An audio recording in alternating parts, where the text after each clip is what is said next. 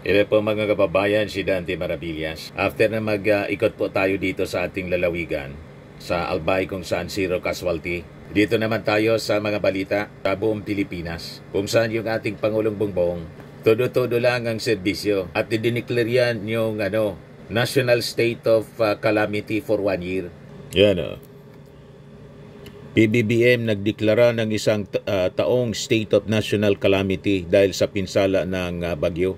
Ang purpose niyan mga kababayan sa pagdeklara through proclamation number 1077 para mapabilis ang rescue, relief and recovery operation at rehabilitation efforts ng ating gobyerno. Ayon sa proklamasyon, pinapaintulutan ang paggamit ng pondo ng pambansa at lokal na pamahalaan para sa agarang tulong sa mga nasalanta. Kasama rin dito ang pagpapatupad ng mga hakbang laban sa profiteering, hoarding at overpricing ng mga pangunahing bilihin, pati na rin pagbibigay ng walang interest na mga loans sa mga sektor na lubhang naapektuhan ng kalamidad. Ang deklarasyon ng State of Calamity ay naglalayong masiguro na mabilis ang pagtugon ng gobyerno at protektado ang mamamayan laban sa panganib na dulot ng matitinding bagyo at pagbaha. Yan ang rason kung bakit idineklara ang National Calamity, National State of Calamity for 1 year para sa proteksyon ng ating mga mamamayang Filipino. At kanina, ang ating Pangulo and the First Lady nag-offer ng mask for typhoon victims. So yun, mga kababayan, ang ating administrasyon nire-recognize ang power ng ating Panginoon, gabay ng ating Panginoon, mga kababayan, para sa kanyang pamumuno. So ngayon naman, pag-usapan natin ang continuous relief operation ng Marcos administration. Ito yung balita dito sa Manila Bulletin. Marcos orders continuous relief rescue ops amid Super Typhoon 1. Hindi lang yung Super Typhoon 1, kundi yung kadadaan pa lang mga kababayan na bagyong Tino. Ito yung tatak Marcos Romualdez mga kababayan. At si Martin Romualdez, kahit hindi na po siya Speaker of the House, tuloy-tuloy pa rin ang kanyang serbisyo sa mga relief operations. Pati yung kanyang asawa na party list representative ng Tingog Party List. Ito yung ating Pangulo kanina sa situation briefing and command conference. Ayan, President Marcos leads the situation briefing at the PSC command conference. So ito yung ating pag-usapan mga kababayan, kasi yung ongoing relief operations na ginagawa ng ating gobyerno, pilit naman pong sinisiraan ng mga critics niya, lalo na mga DDS influencers. So makikita ninyo mga kababayan, habang todo ang pamumulitika ng kampo ng mga Duterte at kanyang mga followers, tuloy lang ang serbisyo ng Marcos Romualdez. Si Martin po at ang Tingog Party List, tahimik at tahimik, ngunit mabilis na kumikilos para sa ating mga mamamayang Filipino. So sa halip na tugunan o sagutin yung mga paninira, pinili nilang tumugon sa mga tunay na pangangailangan ng ating mga mamamayan, lalo na sa panahon ng calamity tulad ng Tino, ng Lindol na tumama sa Cebu at Davao Oriental. At ngayon, yung bagyong Juan. Kasi para po kay Martin Romualdez at sa Marcos family, hindi dapat napipigilan po ng politika o ingay ng mga kritiko ang pagsiservisyo po. So makikita ninyo, inuuna nila yung serbisyo kaysa sa politika. Tuloy-tuloy ang kanilang relief operations, mga kababayan. Yan kita ninyo yan. Yan ang grupo ng Tingog Party List. Panoorin natin ang kanilang mga ginagawa, mga kababayan. Tahimik lang sila, kasama yung mga volunteers from the Armed Forces and PNP. Yan, relief operation yan sa Abuyog, Leyte, mga kababayan. You see? Yan tuloy-tuloy lang sila. Yan yung mga dilata, mga kababayan, for distribution. Busy sila sa pagre-repack ng mga pagkain and donations. ayuda para sa mga nangangailangan. Abang yung mga DDS influencers busy sa paninira, sige lang hanap nila ng butas sa gobyerno. At lalo kay Martin Romualdez, pilit nilang sinisiraan si Martin at yung ating Pangulong Bongbong Marcos. Yan o, tingog party list. Sige lang sa kanilang mga pagsiservisyo. Yan o, distribution ng mga pagkain. Yan o. May mahigop man lang na mainit na sabaw o lugaw. Mainitan yung sikmura ng mga tao. Yan o. Distribution po ng pagkain pati sa mga bata. Sa Tacloban po ito, mga kababayan. Asikaso ka agad. Di ba? Sa church yata ito. Yung vinyo, yan sila, masayang naglilingkod. Yan po, mga kababayan, no? Mga volunteers, kasama, yan, no? Tingog party list sa Madilim Cebu po ito, Yeda Romualdez at Madilim Cebu. Di ba? Yung mga nasalanta ng baha. Mga kababayan,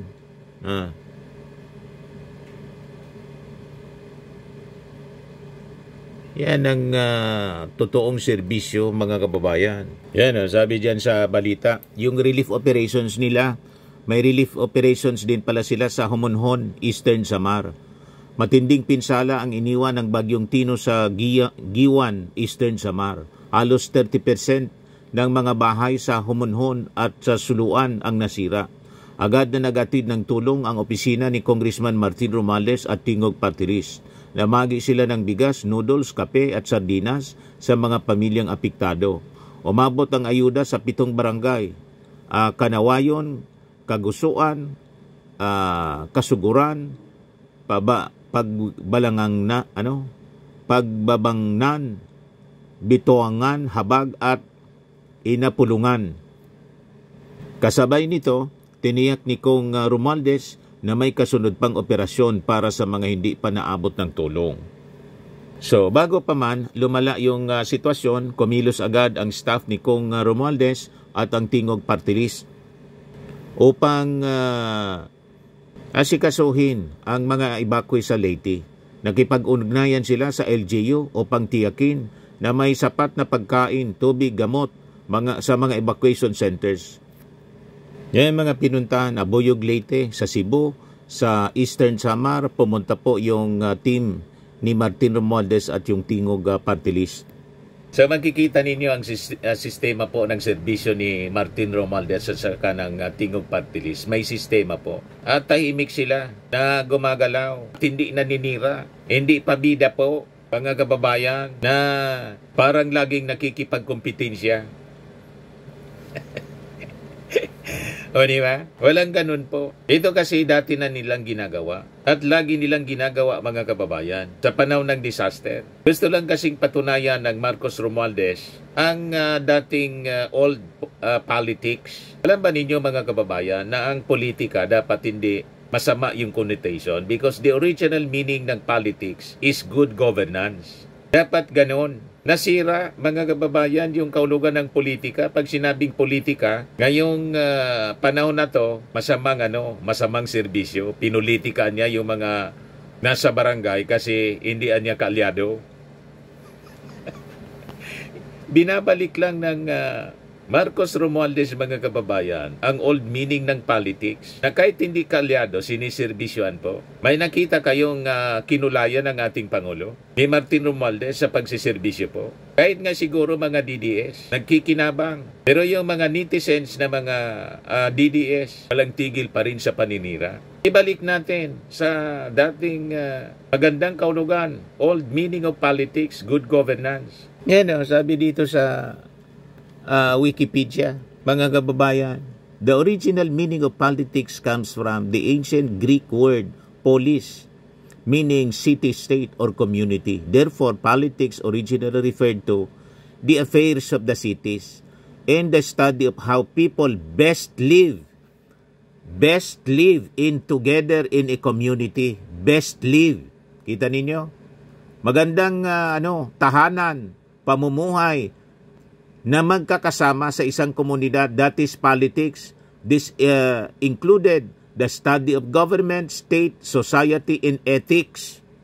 Pag sinabing ethics, sumasakop sa behavior ng tao, magandang pag-ugali. Kaya tingnan ninyo dinidisplay na pag-ugali ni Martin Romualdez, ni President Bongbong Marcos. Kahit sila sinisiraan, maganda pa rin ang pinapakita doon sa mga taong naninira sa kanila. Hindi nila hinaatsapuera yung mga hindi kapartido, hindi kaalyado. Lahat siniservisyohan nila. That is good governance. That is the original meaning of politics, mga kababayan. Polis, the Greek word for city-state. Politika, the ancient Greek, for the affairs of the cities, which is the direct origin of English word politics. A community endeavor.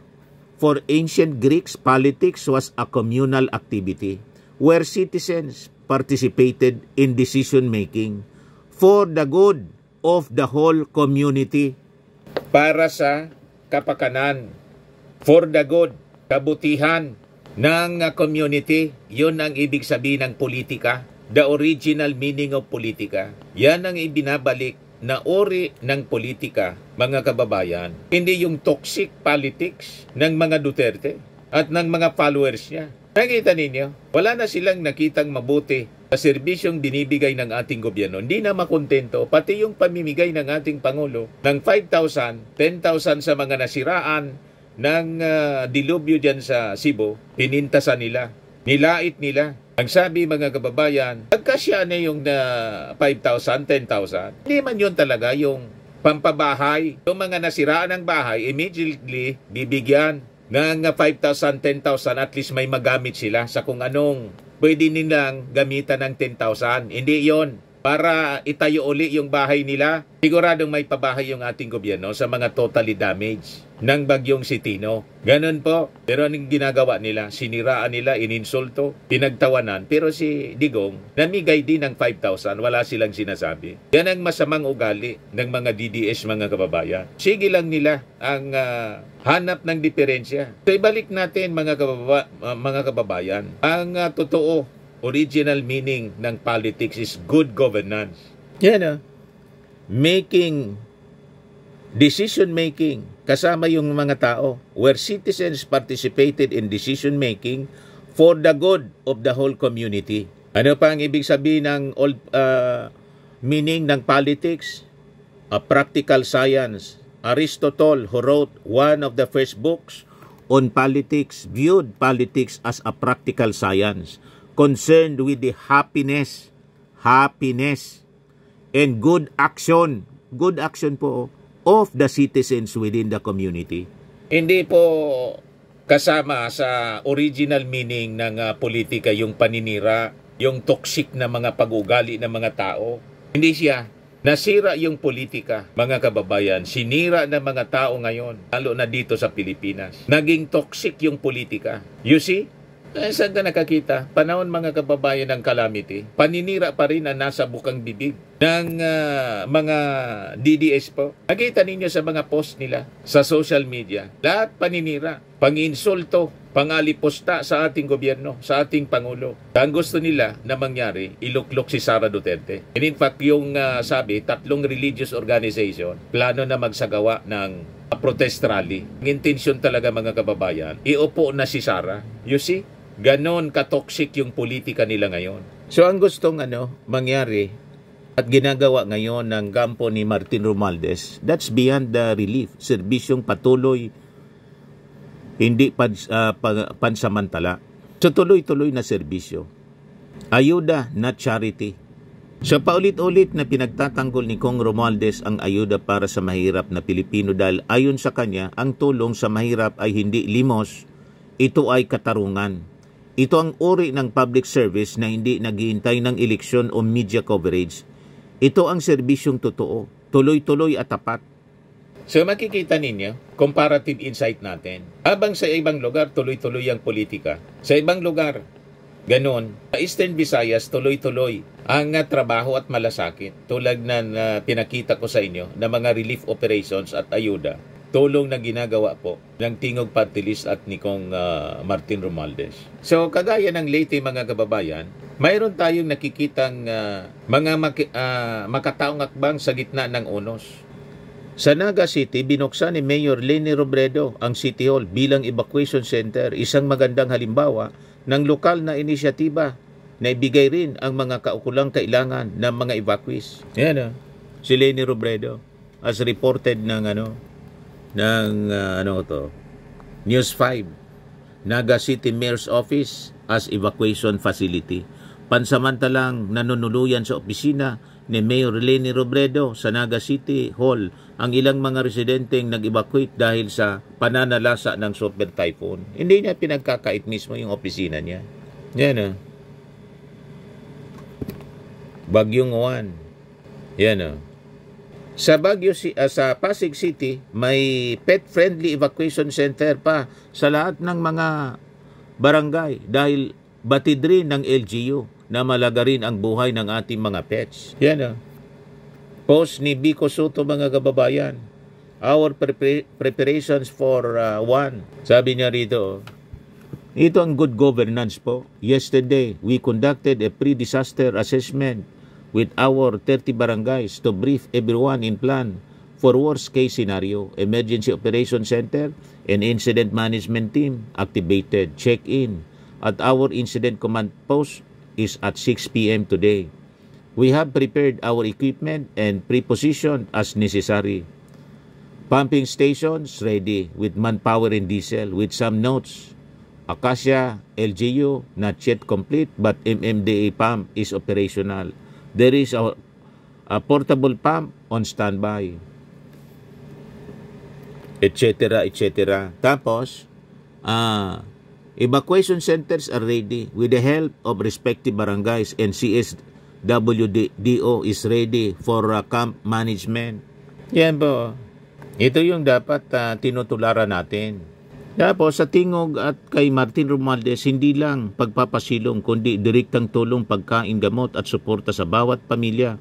Habang ang iba ay nakatutok sa politika at paninira sa administrasyon, ang Tingog at si Martin Romualdez nakatutok sa serbisyo mga kababayan sa tao. Yon ang pagkakaiba. Good governance, politics, meaning the original meaning mga kababayan ng politika. Yon ang ginagamit ni Martin Romualdez, Marcos Romualdez. Ganyan po. Ibalik po natin sa ganong uri ang ating politika. Hindi yung toxic politics na makikita natin, mababasa natin sa mga komentaryo ng mga DDS o influencer. Lalo na po itong si Attorney Rowena Guanzon, wala nang nakitang tama. At yung asikat na pusang gala na congressman, that fake news yung pinapakalat. Di ba po? Napaka-toxic na ng social media ngayon kasi nagkalat ang fake news ng mga DDS influencers. Invaded na ng mga fake news peddlers po at paninira ang ginagawa. So makikita ninyo ngayon, sa bawat bagyo may leader na lumalaban, leader na matino. Sa bawat unos, may tingog na nakikinig. At sa gitna ng magulong politika natin ngayon, may Martin Romualdez na patuloy na naglilingkod sa ating sambayanan. Kahit patuloy nilang sinisiraan po, tulad ng ating Pangulong Bongbong Marcos. Sige lang ang trabaho. Tama po, mga kababayan? Yan, tingnan ninyo mga paninira. Kitty Duterte. Yan mga post nila. PBBM, pinadodouble check. Mga fake news po ito. Kung ba ang dahilan ng pagkasira ng mga bahay sa Cebu. Panginginsulto. Mismong yung anak ang nagpapakalat, anak ni Digong nagpapakalat ng fake news. Tuwang-tuwa naman yung mga kaalyado nila. Kita ninyo? Ito po, pakinggan natin yung press briefing ngayon ni Yussi Castro. Patuloy na pagbibigay tulong at deployment na medical teams pinag-utos si Pangulong Marcos Jr. Agad umaksyon si Pangulong Ferdinand R. Marcos Jr. ilang oras matapos maglandfall ang Super Typhoon Uwan sa Dinalungan, Aurora noong Linggo ng gabi. Sa pulong kaninang umaga, ipinag-utos ni Pangulong Marcos Jr. sa Department of Social Welfare and Development o DSWD sa pangunguna ni Secretary Rex Gatchalian ang tuloy-tuloy na pagbibigay tulong sa lahat ng mga sinalanta ng bagyo. Ayon sa DSWD, patuloy nilang binabantayan ang mga evacuation operations at status ng mga evacuees. Sa Bicol Region na itala, ang may pinakamaraming bilang ng evacuees matapos na umabot sa 100,050 na mga pamilya ang apektado roon. Sa Camarines Sur, aabot sa 44,000 families habang nasa 20,000 families naman ang apektado sa Quezon Province sa Calabarzon. Ayon sa OCD, 426,000 families ang narelocate agad na nakatulong na mapababa ang bilang ng taong nalagay sa peligro. Inaasahan naman na makakabalik na sa kanilang mga tahanan ang mga nasa evacuation centers matapos na unti-unting paghupa ng tubig baha doon. Nadikam na dito sa amin po. Sa Department of Health o DOH sa pangunguna ni Secretary Ted Herbosa na siguraduhin mayroong mga medical teams sa lahat ng evacuation centers upang mabantayan ang kalusugan ng mga evacuees. Agad na pinasimulan din ng Pangulo sa Department of Public Works and Highways o DPWH sa pangunguna ni Secretary Vince Dizon ang rehabilitation efforts sa mga nasirang kalsada upang hindi maantala ang pagpapadala ng tulong sa anumang panig ng bansa. Sa datos ng pamahalaan, mayroong 71 na mga kalsada ang hindi pa madaanan dahil sa epekto ng bagyo, kabilang nasa Central Luzon at Cordillera Administrative Region o CAR, lalo na sa Mountain Province, Benguet at Apayao. May mga ilang kalsada rin ang hindi pa madaanan sa Aurora sa report ng Office of the Civil Defense. Pangasinan ang lubhang naapektuhan ng pagbaha na agad din namang humupa matapos na ang pananalasa ng Super Typhoon Uwan. Ayon sa OCD, 4 ang naitalang nasawi dahil sa Super Typhoon Uwan, pero 2 dito ang binabalidate pa ng ahensya. Wala namang naitalang missing persons, pero nilinaw ng OCD na nagpapatuloy pa rin ang rescue operations sa Pangasinan. Ipinag-utos din ng Pangulo sa lahat ng ahensya ng pamahalaan ang walang humpay na pagbabantay sa lagay ng panahon mula ngayong araw hanggang bukas. Pinapaalalahanan din ng Pangulo ang lahat ng concerned agencies na ipagpatuloy ang rehabilitation efforts sa mga lugar na sinalanta ng Bagyong Tino at sa mga lugar na napinsala ng Super Typhoon Uwan. At meron din po tayo mula sa AFP. Maraming bansa, maliban po sa US, na nag-offer ng kanilang mga tulong para sa humanitarian assistance and disaster relief, including po ang US, Japan, Singapore, India, and Timor-Leste. So yan, hindi totoo yung mga paninira ng mga DDS influencers na dahil sa korupsyon dito sa Pilipinas daw, wala nang gustong tumulong sa atin. Marami po ang gustong tumulong sa atin. Yun ang mga pledges mula sa iba-ibang mga bansa dito po sa ating rehiyon, pati yung Amerika. So, paya ngayon yung mga fake news peddlers. Nagpadala na rin po sila ng sulat sa AFP at sa National Defense. Ayan po, yan po ay mula sa AFP. At mula naman po sa DPWH, sa gitna ng kasagsagan ng Bagyong Uwan, ininspeksyon ni Public Secretary Vince Dizon ang drainages, waterways at flood control projects sa Navotas, kasunod ng direktiba ni Pangulong Ferdinand R. Marcos Jr. na siguraduhin may agarang on-ground assessment ang mga flood-prone area sa Metro Manila. Kasama nag-inspeksyon ni Secretary Dizon ngayong Lunes sina Public Works Secretary Arthur Bisnar, Navotas Mayor John Reynald Marcelo Tiangco at Navotas Representative Toby Tiangco sa Navotas Coastal Dike na tinamaan ng malakas na storm surge sa gitna ng hagupit ni Bagyong Uwan. Patuloy namang nakapwesto ang mga tauhan at equipment ng DPWH sa iba't ibang lugar na naapektuhan ng bagyo sa buong bansa para tiyaking tuloy-tuloy ang clearing operations. At mula naman po sa DICT, ayon sa pinakahuling ulat ng DICT as of November 10, 2025, 9 a.m., ang kabuuang availability ng mga telco networks ay dito 71%, Globe 54%, Smart 74%, and Converge 64%. Ayan po. At mula naman po sa DBM, inaprubahan na po ng Department of Budget and Management ang pagpapalabas ng 1.684 billion para i-replenish ang Quick Response Fund ng Department of Agriculture, Department of Social Welfare and Development at Philippine Coast Guard. Yan po ang pinaka-update po sa oras na ito. Walang tanong, wala kayong Katrina 28. Despite an order from the DILG to cancel their travel applications and leaves, ano po yung naging reaksyon ng Pangulo doon and ano po yung directives niya on how to hold those officials accountable? Unang-una po ay kailangan muna tuma-assess ano ba talaga ang kanilang pakay papunta sa ibang bansa.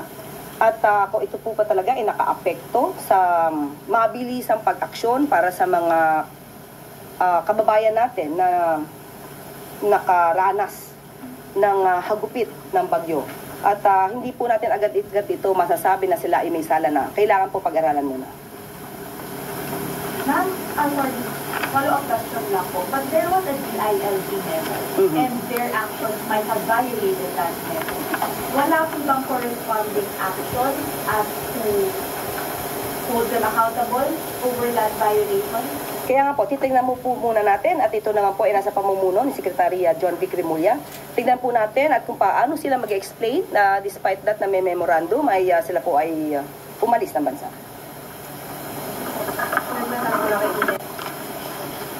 Ang usap sa mga nakalipas pong araw, sa Bagilitino, ang Pangulo po ay binabahin sa social media regarding po sa pagbibigay ng tulong pinansyal sa ating mga naging biktima ng Bagyong Tin, especially po yung mga nasiraan ng bahay, kung sa 5,000 for partially and 10,000 for the totally damaged po ng bahay. Ano po ang reaction ng Pangulo? Yan yung mga insulto. Hindi po kailangan batikusin dahil nung nakaraang administrasyon, ganyan din po ang halaga na binigay na paunang tulong. Ito ay paunang tulong. Tandaan po natin, ang Pangulo po ay nagbigay na po ng 760 million sa mga apektado na lugar na misinalanta ng Bagyong Tino. At ang pagbigay po na to ay pansamantala pong ibinibigay sa ating mga kababayan para mayroon po silang panggastos at sinabi po ng Pangulo yun na ang ito ay pinaliwanag ongoing natin. at patuloy po ang pagtulong at kinakailangan po na yung iba ay Grabing ma-relocate dahil paninira. po sila ay nasa no building zone. Ginawa yun po na ay yun din agarang ni pagtulong Digong, po. Ibig wala sabihin, silang ang sinasabi. ibibigay na cash assistance po ay pagtulong po sa pamilya. Iba po yung ibinibigay mismong tulong ng Pangulo, ang pondo, mismo sa mga LGUs para po makarecover ang nasabing lugar.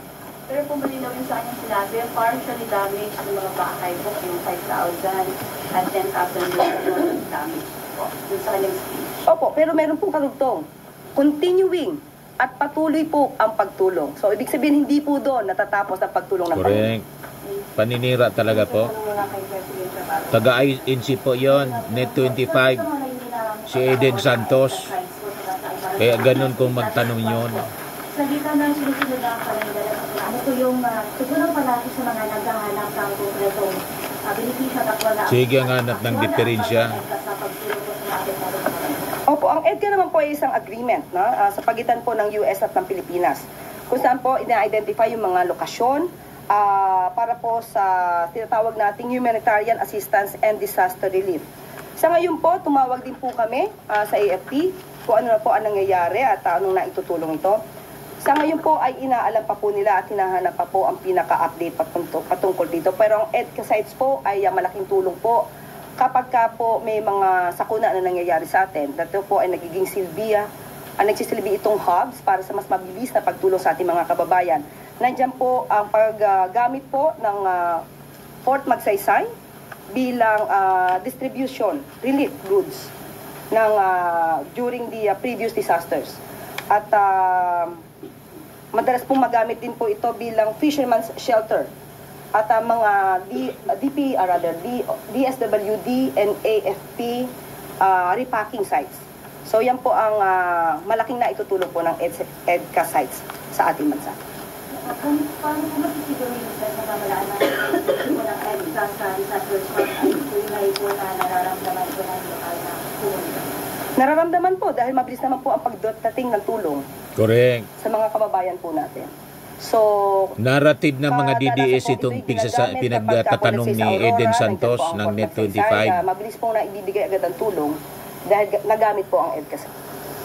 Nalatado masyado to. Kailang po mas maintindihan, ano po yung ibig sabihin kapag na-approve na yung 1.6 build the rapid response fund? Pwede na po siyang i-release pag na-approve po. Ibig sabihin, ito po ay dumaan sa pag-aaral at kailangan i-release, lalo pa sa mabilisang pagtulong sa ating mga kababayan. Maraming salamat at dyan po nagtatapos ang ating press briefing ngayong araw. Magandang araw sa inyo. Basag yung narrative ng mga DDS influencer. Di ba pa? Sa mga naghanap ng malinis and spacious fitness gym, pumunta lang po kayo sa aming Colossal Fitness Gym. We also offer Grab Car Rental with our brand new 2023 model ng Toyota Innova. We also accept booking for those who are planning to travel via PAL, Cebu Pacific, and other airline companies, local and international, and bills payment for Meralco Bills, PLDT, Aleco Bills, etc. Ang Colossal Fitness Gym is located at 3rd floor Security Bank Building, Landco Business Park, Legazpi City, Albay. For inquiries, look for Chilon Maravillas. Contact number 0966-802-0949. Yan yung aming Innova. Lagi na pong matao sa amin. Pati mga foreigners po, tingnan ninyo. Mga British tourists sila. Ang lalaki ng katawan na, mga kababayan, nag-gym sa amin. Ito naman po, Indian National. Ito mga mga European sila. Ito naman yung bago naming product na binibenta online, Eye Glow Serum. Whitening po siya galing sa South Korea. Tingnan ninyo yung epekto sa aking anak na architect entrepreneur, Riz Maravillas. For inquiries, look for Riz Maravillas on FB. Ito naman po, Firmax Firming and Lifting Cream, pinapahid sa mga pulses and affected area. Mainam po ito sa mga pains at paninigas ng mga kaso-kasuan. Ito po, Automax Radiant Serum. Sa mukha naman yung application. Anti-aging po siya. You will look 10 years younger than your age. Ito naman po yung bagong product naming binibenta online. I am a worldwide amazing pure organic barley powder drink mix from Australia. Endorsed by cancer survivor Maritoni Fernandez. Mainam po ito sa mga may sakit na cancer at syempre for cancer prevention. Sa mga inquiries, dumiretso na lang kayo sa aking anak na architect entrepreneur Riz Maravillas. Sa mga mahilig sa mga imported bags and wallets, dumiretso na lang kayo kay Ma'am Aileen Rosales sa Aileen Closet. Nakabase siya po sa Amerika. Sa mga mahilig sa spa at para sa dental services po kasama, try nyo po dito sa Pamper City by OMG, your luxury escape. Makukuha po sa Asiana City, Parañaque, Metro Manila.